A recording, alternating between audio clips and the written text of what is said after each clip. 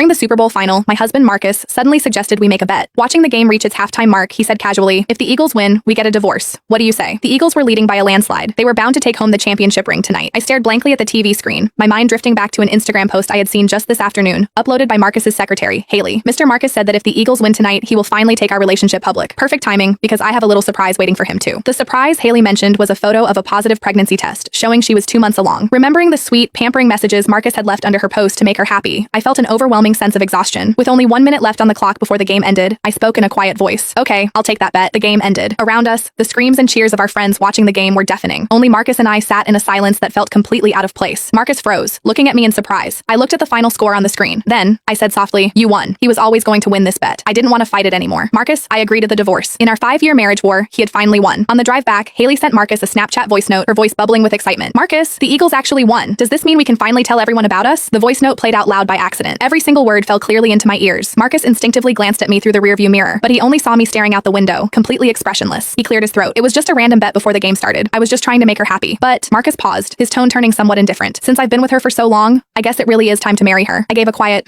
"Have your lawyer draft the papers." Seemingly not expecting me to agree so easily, Marcus was slightly taken aback. Then he said, "There's no need to rush it like this." I met his gaze calmly. "We wouldn't want to delay your big announcement. It's better to sign the papers as soon as possible." After all, she's been waiting quite eagerly. I wasn't lying. Haley had been with him for 3 years, but she had never gotten the chance to show him off publicly. As long as Marcus and I were married, he couldn't bear to let Haley be labeled a homewrecker. Marcus stared at my face, trying to read my expression, but I was too exhausted. I just closed my eyes. I didn't want to say another word. As we neared the house, Marcus suddenly said, "The power went out at Haley's place. She's terrified of the dark. I need to go over and keep her company." "Okay, just drop me off at the next intersection," I said, not even looking at him. I was already too used to this. Marcus hesitated. Only after I stepped out of the car did he say, "I might not come back tonight." I nodded, my face completely calm. "Okay." After Marcus's car drove away, I stood on the sidewalk for a while. My phone buzzed. It was a Snapchat message from my best friend Amber. "Did you and Marcus leave early? I can't find you guys at the party." Marcus had hesitated for a long time about coming to this game tonight. Maybe out of guilt, or maybe remorse, he had still ended up coming with me. I replied to Amber, "Yeah, we're getting a divorce." Amber replied instantly. "Because of Haley? Why won't that girl just disappear? She's just a secretary." Has Marcus lost his mind? Maybe he had. I didn't know when things had started to change between Marcus and me. When did it begin? Probably when his work got too busy, and we talked less and less. He stopped sharing the funny little details of his day with me. His replies to my messages took longer and longer. Strangely, the thought of divorce didn't make me sad. Instead, I felt a weight lifting off my shoulders. We had known each other for 8 years and been married for 5. This marriage, which had kept me awake for countless painful nights, was finally coming to an end. Just then, a voice note from Marcus came through. "Go to bed early." Marcus always had this habit of slapping me first and then giving me a sweet treat. I was used to this way of living too. Back home, I collapsed onto the couch, feeling drained. I stared numbly at the empty house. I don't know how much time passed before my phone lit up again. It was a notification for an Instagram update from Haley. I clicked on it. It was her relationship hard launch post. "Congrats to the Eagles for winning the championship. Mr. Marcus won his bet. Family of 3, finally together." The photo showed 2 hands overlapping on top of a pregnancy report. My hand automatically drifted to my own stomach. My own medical report from yesterday's checkup was still sitting in my purse. 4 weeks pregnant. It was my second pregnancy.